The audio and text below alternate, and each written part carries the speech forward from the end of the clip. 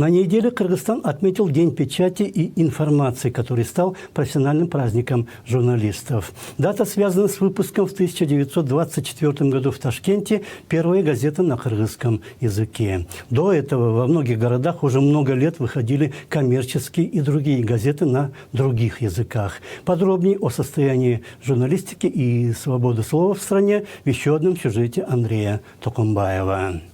Вчера работники масс-медиа отметили свой профессиональный праздник – День информации и печати Кыргызстана. Событию, с которого он берет свое начало, уже 96 лет. 7 ноября 1924 года в Ташкенте вышел в свет первый в истории номер газеты «Эркин-Тоу», первого периодического издания на кыргызском языке. Оно внесло свой вклад в развитие литературы и журналистики и некоторое время даже выполняло роль учебного пособия в школах и на курсах ликбеза. Как сказал в интервью Пятому каналу государственный деятель Медеткан Шеремкулов, в первые годы советской власти слой просвещенной молодежи был невелик, но состоял он из удивительных людей. Большинство из них совмещали деятельность ученых, литераторов, политиков, общественных активистов и журналистов. Это партийные деятели, это государственные деятели, это деятели культуры, искусства. Это люди, которые провозглашали, доводили до широчайших масс народа о том, что мы, кыргызы, создаем основу своей государственности. Первым редактором «Эркин-Тоу» был Османкул Алиев, затем впоследствии репрессированный ученый и государственный деятель Ишиналы Арабаев. С лета 1925 года газета стала издаваться уже в Пишпеке. 20 августа 1927 года она была переименована в Кызыл-Кыргызстан, позже в Советтык-Кыргызстан, а с 1991 выходит под названием «Кыргыз-Тусул». Редакция воспитала основателей кыргызской журналистики и публицистики, таких как Садык Карачев, Муслим Салихов, Кусиин Карасаев и многих других. Некоторые из первых кыргызских журналистов впоследствии вознеслись на олимп власти, другие были репрессированы. Масс-медиа в Кыргызстане неразрывно связаны с политикой, а она, в свою очередь, с журналистикой, считает доцент кафедры журналистики Кыргызско-Российского славянского университета. В Киргизии все праздники политические связаны с журналистикой. 5 мая в Советском Союзе был День печати. Сегодня 5 мая – День Киргизской Конституции. 7 ноября был праздник, посвященный Октябрьской революции 17 года прошлого века. Сегодня это День журналистики. Считалось, что советская власть выражает интересы большинства граждан, и поэтому средства массовой информации должны были доносить до всех директивы Компартии, которые и считались волей народа. К тому же о частных масс-медиа не было и речи. Все финансировалось государством. Оно тем самым и контролировало информацию.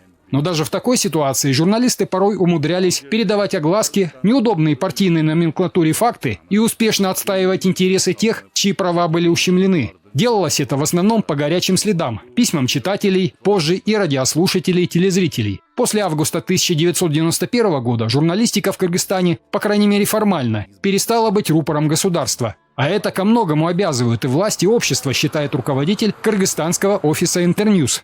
Для того, чтобы медиа работали, для того, чтобы они участвовали в обеспечении наших свобод гражданских, необходимо, чтобы была среда, в которой журналисты могут работать безопасно, объективно, оперативно и так далее.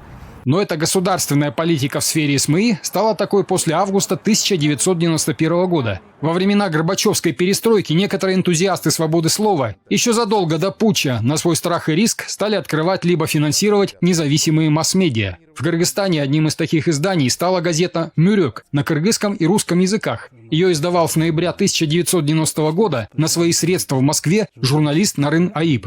Позже появились газеты «Дело номер», которая издается с 1 марта 1991 года, газета «Аллам» вышла месяцем позже, затем «Кыргыз-Руху», «Майдан». Первый в стране независимый телерадиоканал «Пирамида» начал вещать с 6 декабря 1994 года.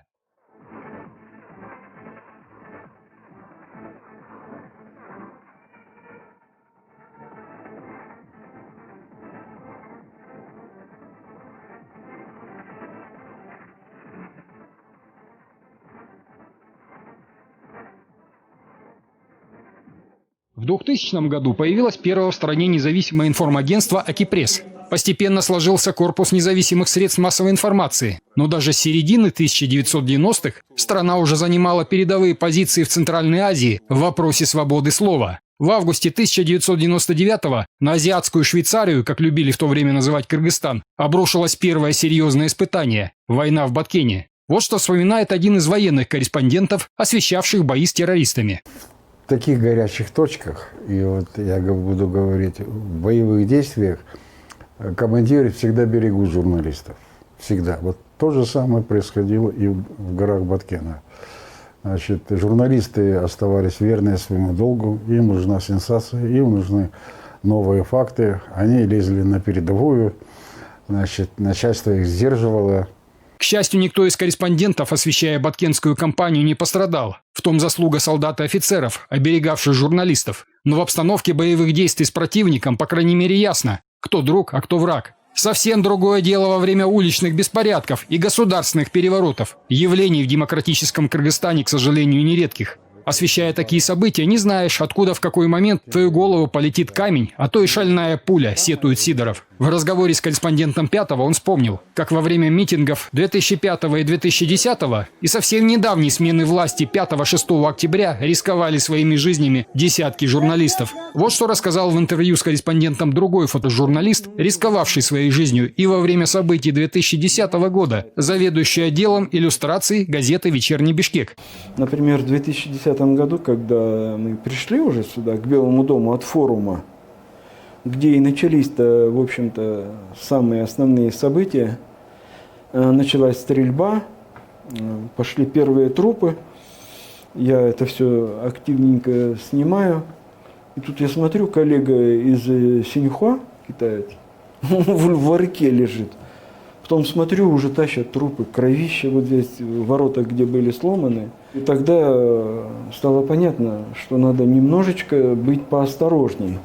По словам Пирогова, когда творчески выполняешь свой профессиональный долг, об опасности думать некогда, даже когда рядом свистят пули и летят булыжники. Снимающие журналисты, многие от этого и страдают. Но не только на войне и во время революции рискуют жизнью журналисты.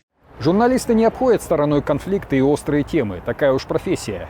Эта причастность обходится дорого, порой стоит жизни. Как, например, журналисту, редактору Геннадию Павлюку, погибшему от рук наемных убийц.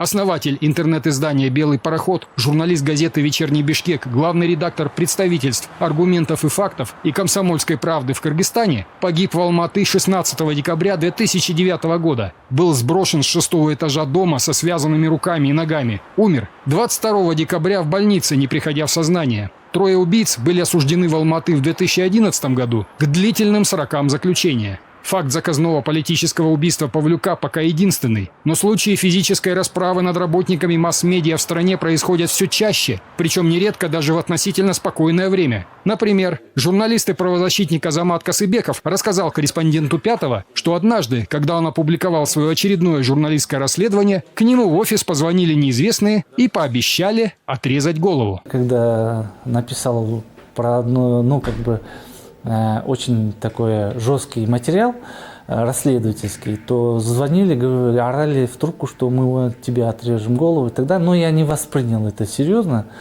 Но в любом случае, конечно, я позвонил в соответствующие службы, предупредил и так далее. По случаю прошедшего 2 ноября Международного дня борьбы с давлением на масс-медиа, Интерньюз адресовал руководству страны свое заявление, в котором требует следующее. Власти, конечно, должны обратить внимание на все акты насилия, акты давления на журналистов, которые произошли за последние несколько лет, особенно за этот год и особенно за этот месяц.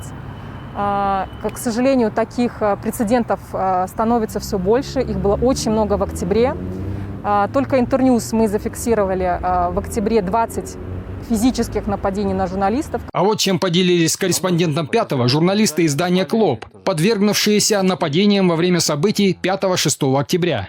Нападение произошло возле Дома правительства.